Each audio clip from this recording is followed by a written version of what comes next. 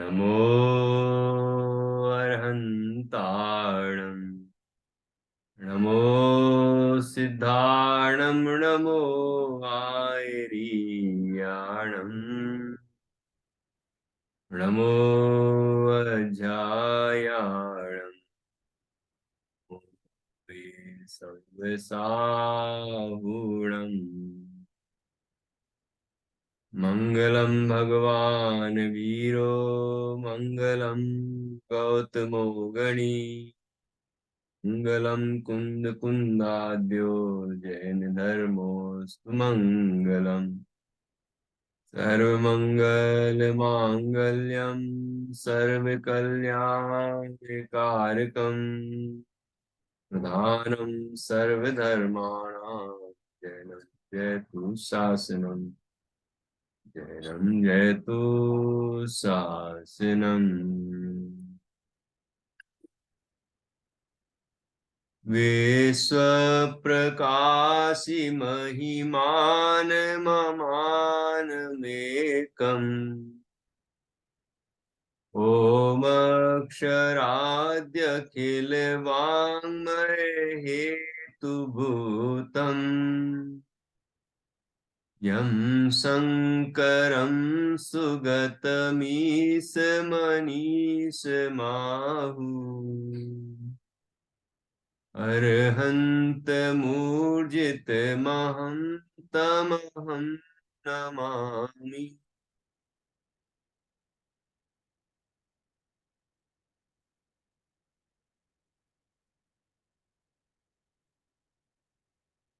आचार्य श्री योगेंदु देव द्वारा रचित यह अमृता सीति नामक ग्रंथ है।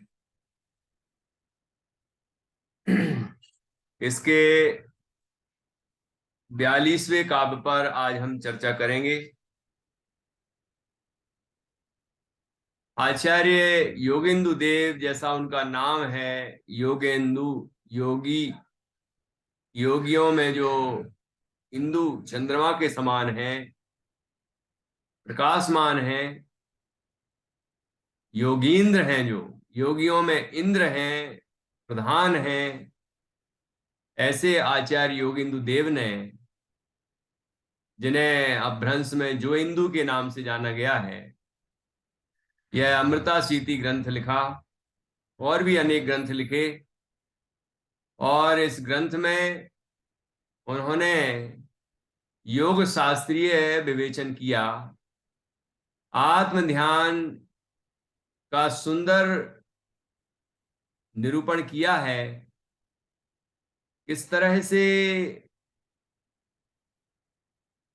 बाहर का अवलंबन हो, मंत्रों का अवलंबन हो, आसन हो, शरीर की स्थिरता, मन की स्थिरता, बाहर का वातावरण, अंदर के परिणामों की विशुद्धि, कैसी समता हो, और किस तरह हम मंत्रों का माध्यम लेकर, अवलंबन लेकर उनके वाच्यभूत भगवान जिनेंद्र का ध्यान करें और भगवान जिनेंद्र के जैसे ही निज स्वरूप का, जो जिनेंद्र के समान ही है, उसका ध्यान करें। मतलब स्वानुभूति हमें कैसे प्रकट हो, आत्म ध्यान कैसे हो, इसकी सुंदर विधि यहां बताई है। और 41वें छंद में कहा कि आत्म ध्यान के बिना जीव दुखी ही होता है, चारों गतियों में भ्रमण करता है, संसार में तरह तरह के कष्ट भोगता है। इसलिए इससे प्रेरणा मिलती है, इससे हमें निश्चित होता है कि हमें अपने आत्मा का ध्यान करना चाहिए। हमने ज्ञानी गुरु की अनिवार्यता की चर्चा भी की थी और ये समझा था कि जिस जीव को स्वानुभव प्राप्त करना है, उसे स्वानुभूति से संपन्न गुरु का सानिध्य प्राप्त करना चाहिए। ये अनिवार्यता है। अब लेकिन कोई ऐसा सोचे कि हम कहाँ से ढूंढेंगे, कैसे पहचानेंगे, तो ऐसे विकल्प करने की आवश्यकता नहीं है। हमें अपना उपादान तैयार करना है, हमें तत्व का अभ्यास करना है, और ये नजर तो रखना ही नहीं है कि ये ज्ञानी नहीं है, ये ज्ञानी कैसे हो सकते हैं। ये शंका की निगाह नहीं होना चाहिए कि वे कैसे हो सकते हैं, वे कैसे हो सकते हैं, वे तो होंगे ही नहीं। इस तरह की लोगों में निराशाजनक सोच है, नकारात्मक सोच है कि उनको अनुभव कैसे हो सकता है। अरे अपनी चीज है, अपने को ही अनुभव नहीं होगा तो किसको होगा ये बताओ। तो इसमें कोई बड़ी बात नहीं है। हमें नहीं होता तो हमें लगता है कि किसी को नहीं होगा, है ना। लेकिन ऐसी सोच अच्छी नहीं है। ऐसी सोच से वो सामने वाले को हुआ कि नहीं हुआ वो अलग विषय है, लेकिन हमें तो नहीं होगा। क्योंकि जब हम इतना नकारात्मक सोचेंगे तो फिर हमें प्रेरणा ही नहीं मिलेगी, उत्साह ही जागृत नहीं होगा कि अरे इतने बड़े बड़ों को नहीं हुआ तो हमें कहां से होगा। ऐसा सोचते हैं लोग। तो इससे वो बड़ों बड़ों को हुआ कि नहीं हुआ वो तो उनको लाभ है ना, लेकिन हमें नहीं होगा, ये हमारा नुकसान है। इसलिए हम सकारात्मक सोचें। जो तत्वज्ञानी हैं, जो इस विषय के ज्ञाता हैं, जो स्वानुभव के लिए प्रयत्न करते हैं, स्वानुभव की चर्चा भी करते हैं, धन्य हैं वे जीव। हमें उनके प्रति सकारात्मक विचार रखना चाहिए, सोचना चाहिए कि देखो ये जीव कैसे आत्मा का अनुभव करते हैं, हम भी करें। अपनी चीज हमें अनुभव नहीं आएगी क्या? जब हमें अपने दुख अनुभव में आते हैं तो सुख नहीं अनुभव में आएगा क्या? जब हम अनुभव के ही बने हुए हैं, जब हम ज्ञान के ही बने हुए हैं, तो अपने ज्ञान को, हम ज्ञान सत्ता को हम नहीं पकड़ पाएंगे क्या? पेट में दर्द हो रहा है, सिर में दर्द हो रहा है, ये दर्द तो पकड़ में आ जाता है, लेकिन ज्ञान हो रहा है ये नहीं पकड़ में आएगा क्या? बताओ। उस दर्द को जान कौन रहा है? वो जानना जो हो रहा है, वो जानना ही मेरा स्वरूप है। ख्याल में है कि नहीं? इसलिए सकारात्मक सोचें और अपना पुरुषार्थ बढ़ाएं, तो निश्चित रूप से या तो जो मिले होंगे वो ज्ञानी होंगे, या हमें ज्ञानी गुरु मिल जाएंगे और हमारा कार्य सिद्ध हो जाएगा, स्वानुभूति प्रकट हो जाएगी। ख्याल में है कि नहीं? इसलिए सकारात्मक सोच के सकारात्मक प्रयत्न करने में ही हमारा लाभ है। ठीक है ना।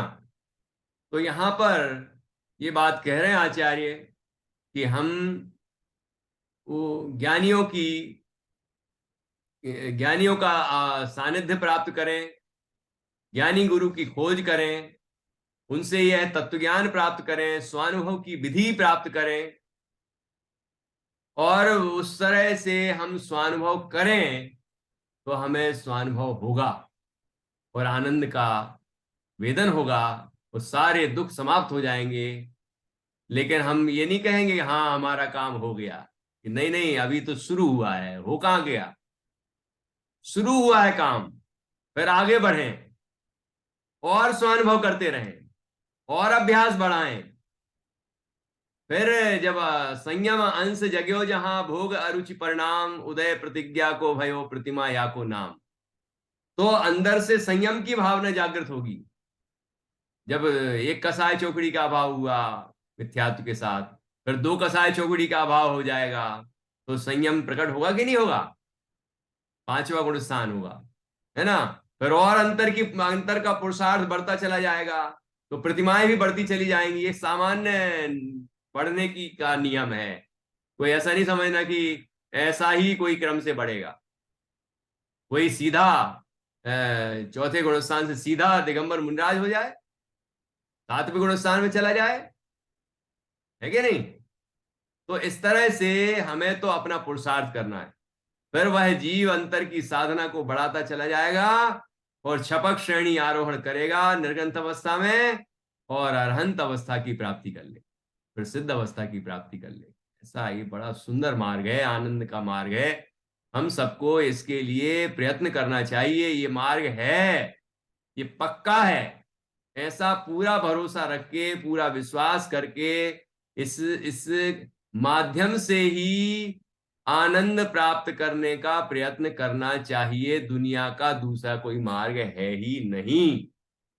नान्यः शिवः शिव पदस्य मुनीन्द्र पंथा, एक को ही मोक्ष मग्गो। ख्याल में आएगी नहीं? अब देखिए यहां इतनी सुंदर चर्चा की है 42वें काव्य में। जैसे कि दूसरा काव्य था स्पेशल, जैसे कि 10वां काव्य था बहुत जोरदार, है ना। और भी काव्य हैं, सभी काव्य हैं, लेकिन और उन काव्यों में भी और विशेष जो अपने मन को छू ले। ये 42वां काव्य भी ऐसे ही है, जोरदार। देखिए हम काव्य पढ़ेंगे, ठीक है, और फिर उसका अर्थ समझेंगे।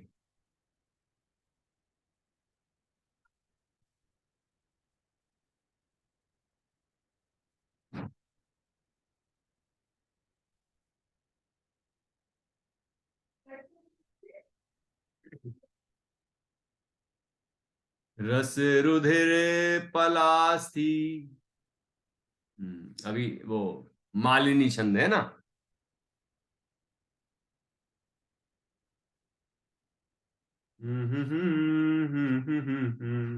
रस रुधिर पलास्ती, स्नायु शुक्र प्रमेद, प्रचुरतर समीर श्लेष्म पित्तादि पुण्य।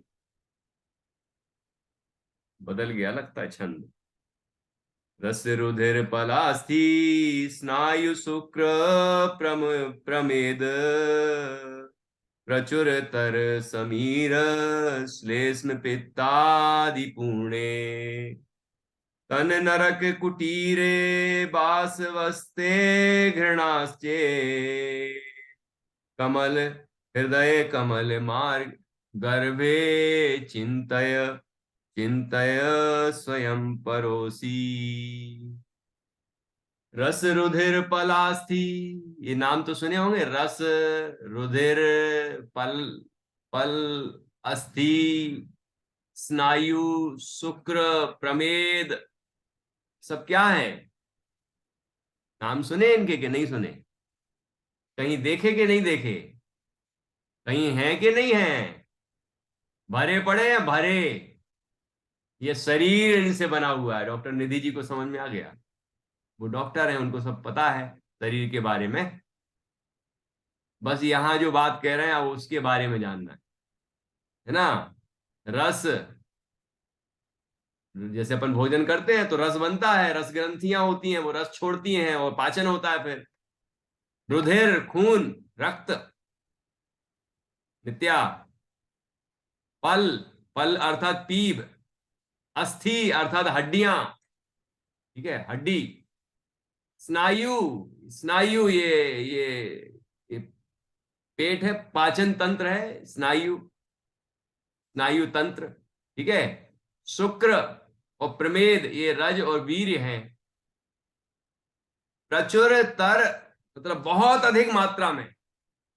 समीर, समीर अर्थात वायु। अपने शरीर में वायु होती है।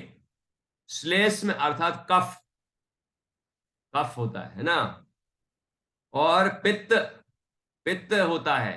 तो जैसे ये डॉक्टर लोग नाड़ी पकड़ते हैं ना इधर, तो 3 उंगली से पकड़ते हैं, 3 उंगली से। वात, एक उंगली बात, उनको पता होता है कि इसमें ये, इससे पता चलेगा वात, इससे पता चलेगा पित्त, और इससे पता चलेगा कफ। ये 3 ऐसे रखते हैं उंगली। और वात पित्त और कफ का उनको समझ में आ जाता है कि शरीर में विकार हुआ है या सही चल रही है। तीनों की स्थिति यदि सही है, कंट्रोल में है, वात पित्त कफ तो भरा हुआ है, लेकिन बात बढ़ गई तो वायु संबंधी विकार उत्पन्न हो गए, तो वायु वायु संबंधी रोग होंगे, बीमारियां होंगी। पित्त भड़क गया तो पित्त संबंधी होगी। कफ, कफ भड़क गया, कफ विकार हो गया तो कफ संबंधी बीमारियां होंगी। उनको पता है कि वात पित्त और कफ बस 3, ये ज्यादा दुनिया की मशीनों की जरूरत नहीं है उन्हें। जो अनुभवी वैद्य होते हैं उन्हें दुनिया भर की लाखों की मशीनों की आवश्यकता नहीं पड़ती। जो बेचारे मरीजों को इतनी सी बीमारी है बेचारे की, और 1 लाख रुपया खर्च करवा देते हैं।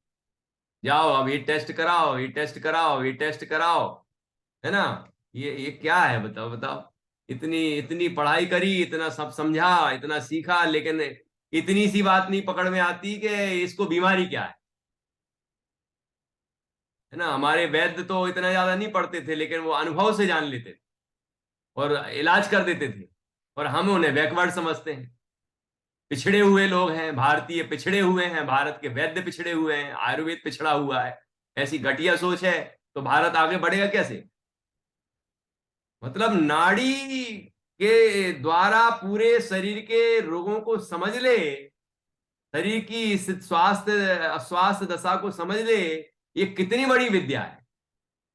लेकिन इस विद्या को लोग बढ़ावा नहीं दे रहे हैं। अभी तो हमारी बात थोड़ी अलग चल रही है, हमें तो इनसे भी भेद ज्ञान करना है। बात हमारी अभी इससे आगे बढ़ गई है, क्योंकि ये शरीर तो रहेगा, और शरीर रहेगा तो शरीर में ये सारी चीजें रहेंगी, ठीक है। और ये सब चीजें होंगी तो इनमें कहीं ना कहीं बैलेंस भी बिगड़ेगा, सामंजस्य बिगड़ेगा, और बीमारियां होंगी। ये शरीर का स्वरूप है। शरीर को व्याधि मंदिर कहा है, रोगों का घर कहा है। आचार्य कुंद कुंद स्वामी कहते हैं, एक एक अंगुली प्रमाण स्थान में, शरीर के एक एक अंगुली प्रमाण स्थान में 96 96 रोग होते हैं। तो सोचो पूरे शरीर में लाखों रोग होंगे। कोई रोग प्रकट हो जाता है, हमें पता चल जाता है, अरे ये बीमारी हो गई, ये बीमारी हो गई, ये बीमारी हो गई।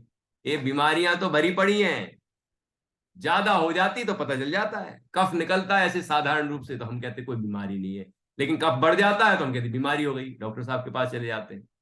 यही तो होता है ना। विकार तो है, रोग तो है, बीमारी तो है, वो बढ़ जाती है तो हम कहते बीमार हो गए। ऐसे कम सामान्य रहती तो हम कहते हैं हम स्वस्थ हैं। वस्तुतः तो शरीर बीमारी है, उसका स्वरूप ही बीमार है, व्याधि का मंदिर है वो, रोगों का घर है वो।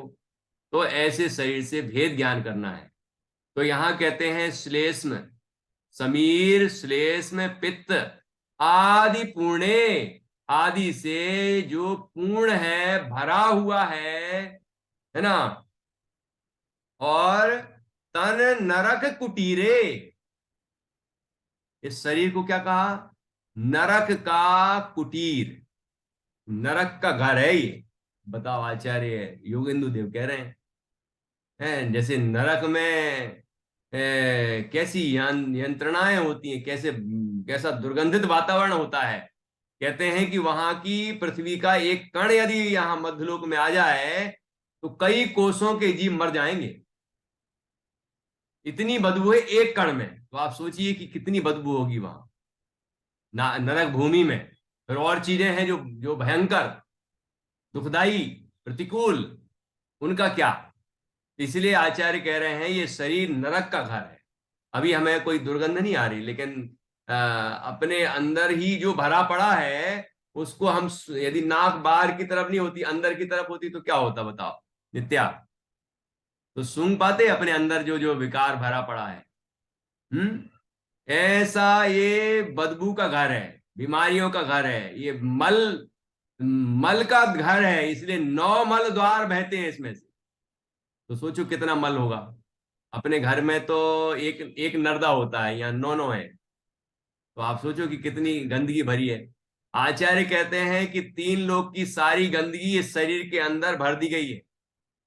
भर दी गई है कहने का अलंकार है, किसी ने भरी नहीं है, कर्म का निमित्त है, ठीक है। और कहते हैं कि उस कर्म ने इस जीव को यह पता ना चल जाए कि इतनी गंदगी है, और भ्रम उत्पन्न करने के लिए, सुंदर है ये शरीर, ये भ्रम उत्पन्न करने के लिए मक्खी के पंख जितनी पतली चमड़ी इसके ऊपर लगा दी। दिपे चाम चादर मणि, हाड़ पिंजरा गे, भीतर यासम जगत में और नहीं घिन घे। ऐसा शरीर है। तो तन नरक कुटीरे, वासवस्ते घृणा चेत, कि इसमें ये सब चीजें, जिसमें ये सारी चीजें भरी पड़ी हैं, ऐसा नरक का ये घर है।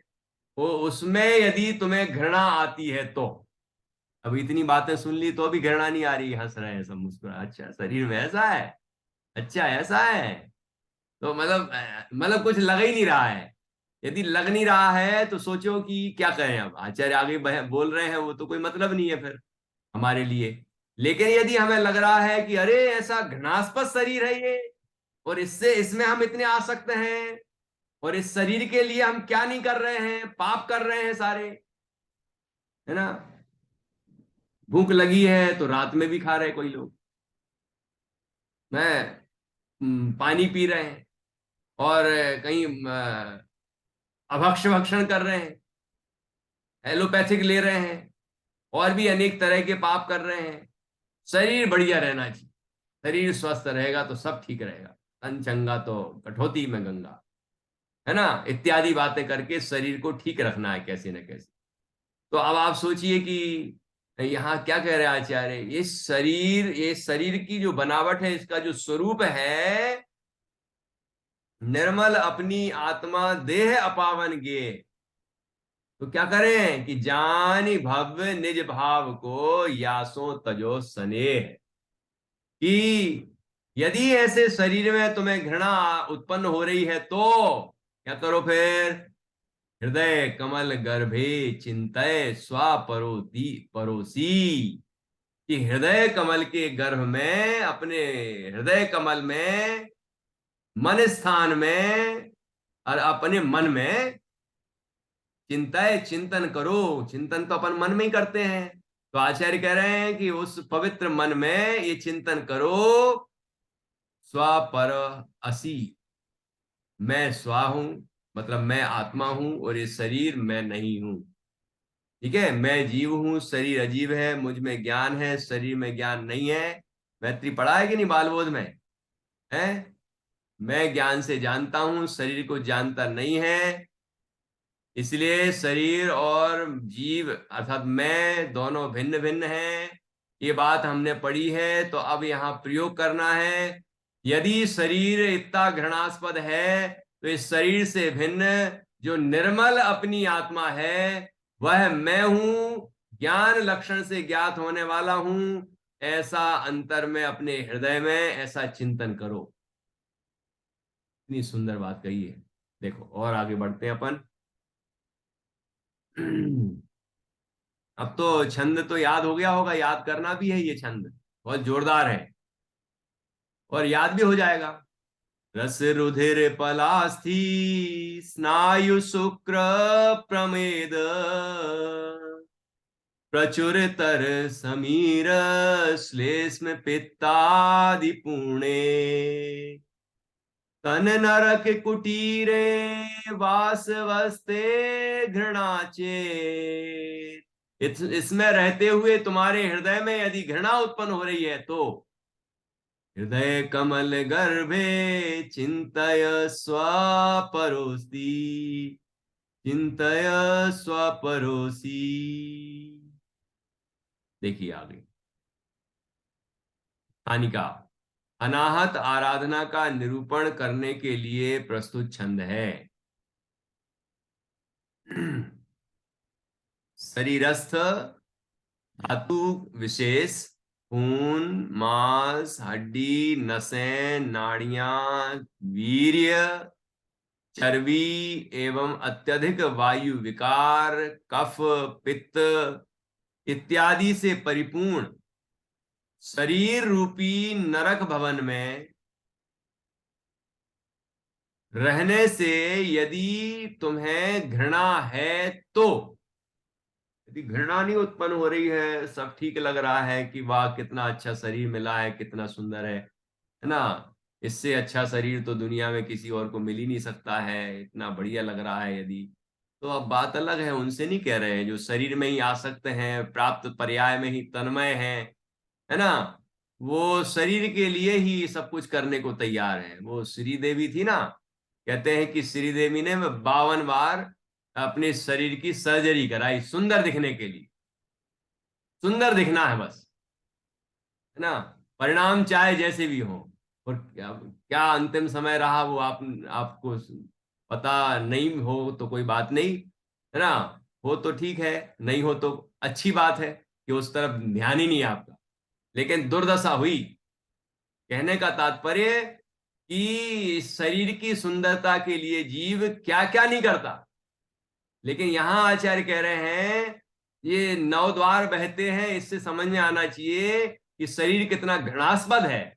और यदि हमें घृणा लगती है तो क्या करना है?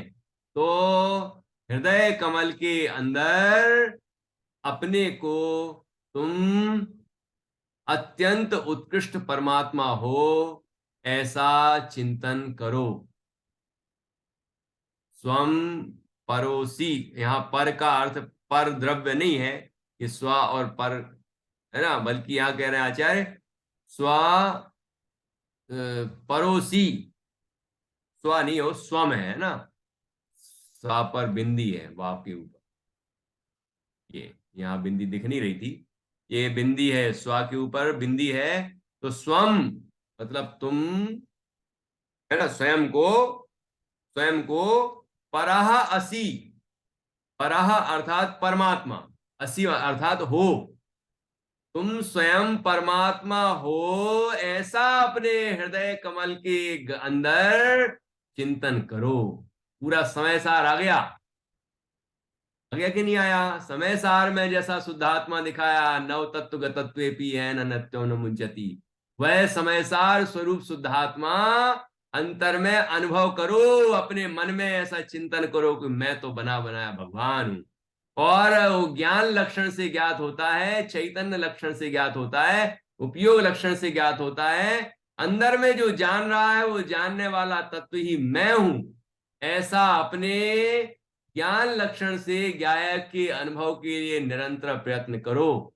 और निश्चित रूप से ऐसा अभ्यास करेंगे तो हमें ज्ञान स्वरूप तत्व की अनुभूति होगी, होगी और होगी ही होगी, इसमें कोई संदेह नहीं है। देखिए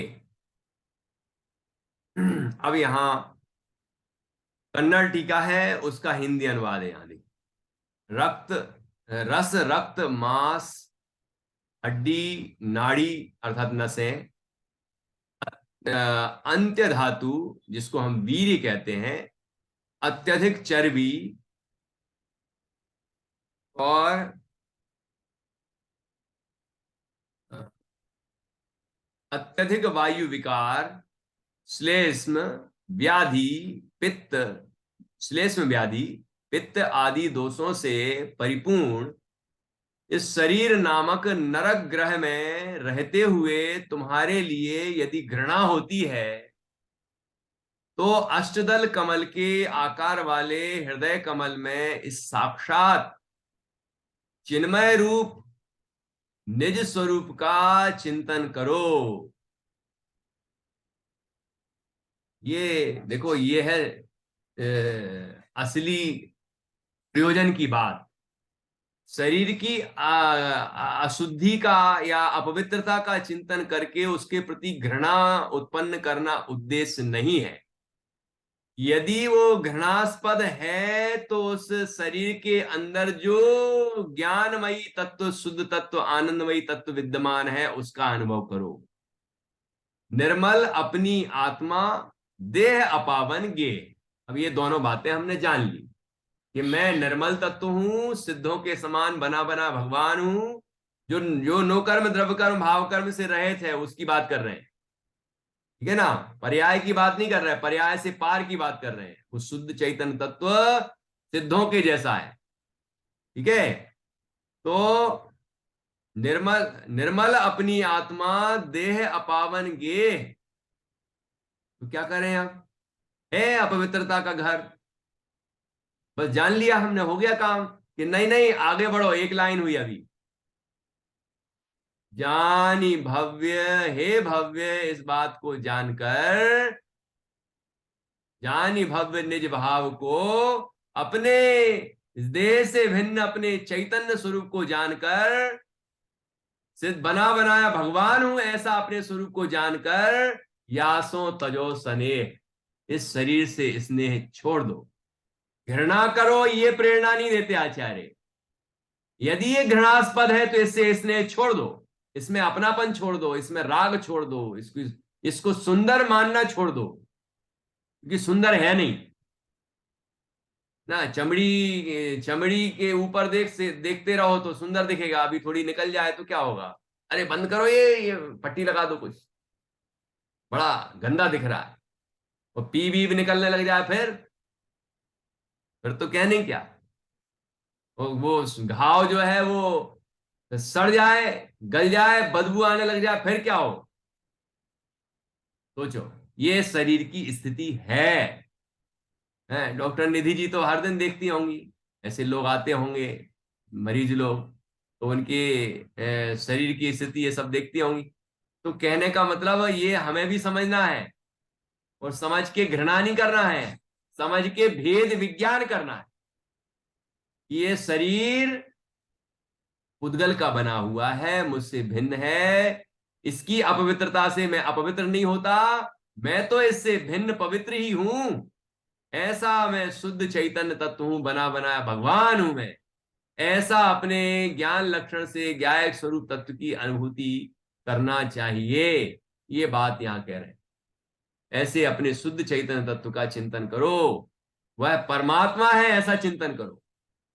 कैसा कि सिद्धों के समान उत्कृष्ट स्वरूप का चिंतन करो, लिखा है कि नहीं, है ना। स्वयं को, स्वयं स्वयं के आत्मा का चिंतन करो, स्वयं के परमात्मा का चिंतन करो, है ना। और कैसा है वो परमात्मा की, बिल्कुल सिद्धों के जैसा है वो परमात्मा। उन कार्य परमात्मा की बात नहीं चल रही, कार्य परमात्मा जैसा ये कारण परमात्मा ऐसा है, ऐसा चिंतन करो। मैं ऐसा हूं ऐसा चिंतन, ठीक है ना।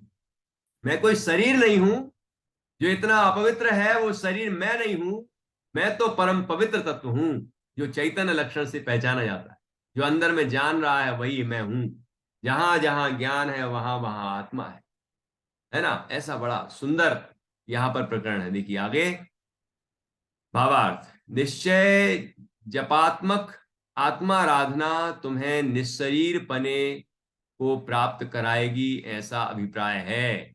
देखो, निश्चय जपात्मक आत्माराधना, ये निश्चय जप है। मैं शुद्ध चैतन्य हूं, शुद्ध चैतन्य, ये बस बोलते नहीं रहना, ऐसी अनुभूति, है ना।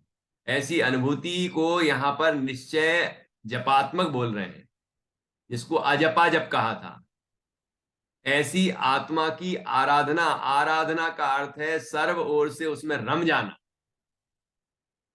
तो ऐसा जब हम अपने सर्व ओर से अपने चैतन्य में ही रम जाएंगे तो क्या होगा, निस्शरीरी पने को प्राप्त कराएगी।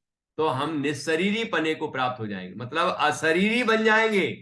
पर अशरीरी कौन होते हैं नित्या, अशरीरी सिद्ध भगवान, है ना। हाँ, तो सिद्ध बन जाएंगे हम, भगवान बन जाएंगे हम विशेष। योग साधना के क्षेत्र में अग्रसर होने के लिए साधक को दो प्रकार की भावनाओं में दृढ़ता परम आवश्यक है।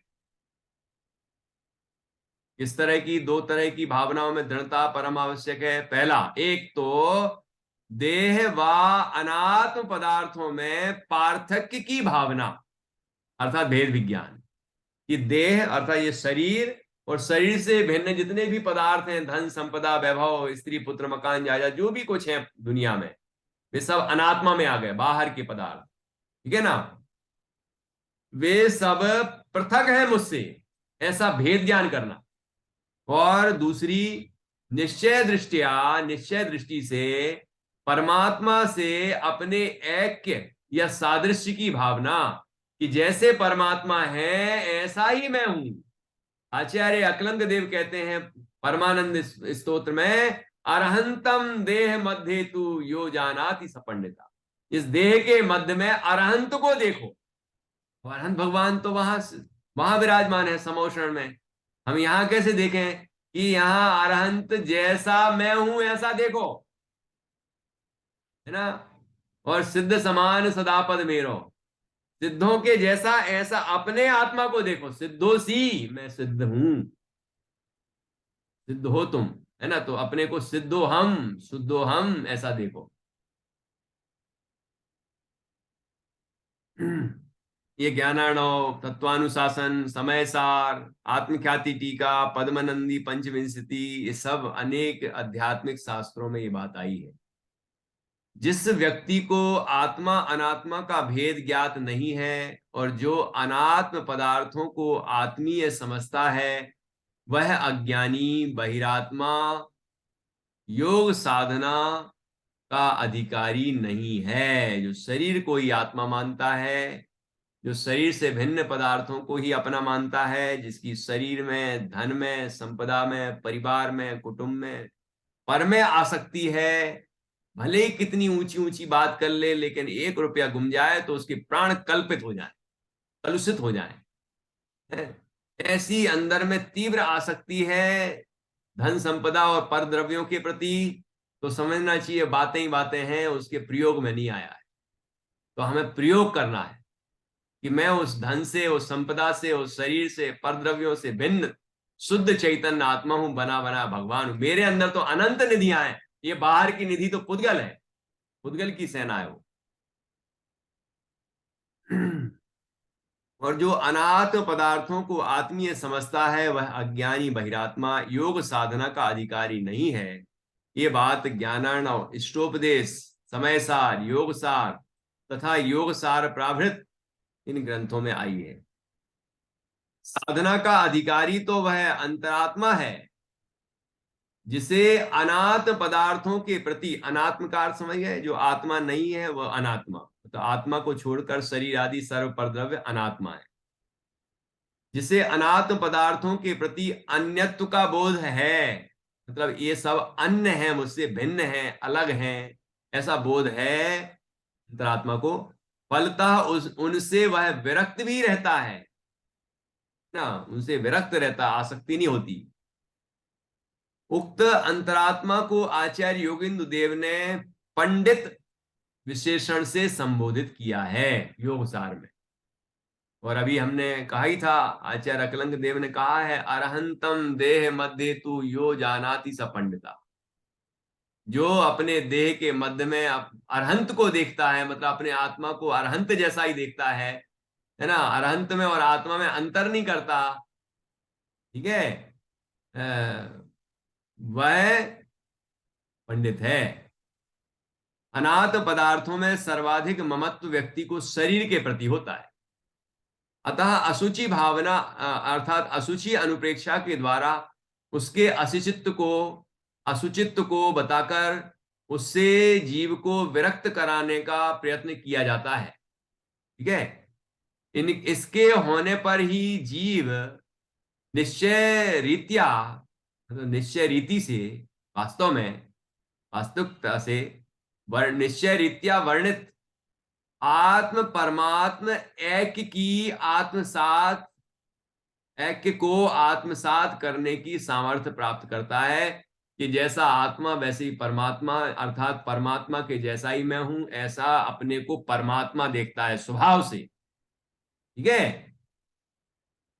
उक्त विध अध्यात्म चिंतन के अतिरिक्त मोक्ष प्राप्ति का अन्य कोई सदुपाय नहीं है। इस तरह का जो चिंतन है वही मोक्ष प्राप्ति का उपाय है, और चिंतन ही नहीं, ऐसी चर्या, ऐसी अनुभूति, ठीक है। अतः निजात्मा को शुद्ध परमात्मा के रूप में ध्येय बनाना चाहिए। इसी तथ्य की ओर आचार्य योगिंदु देव ने यहां संकेत किया है।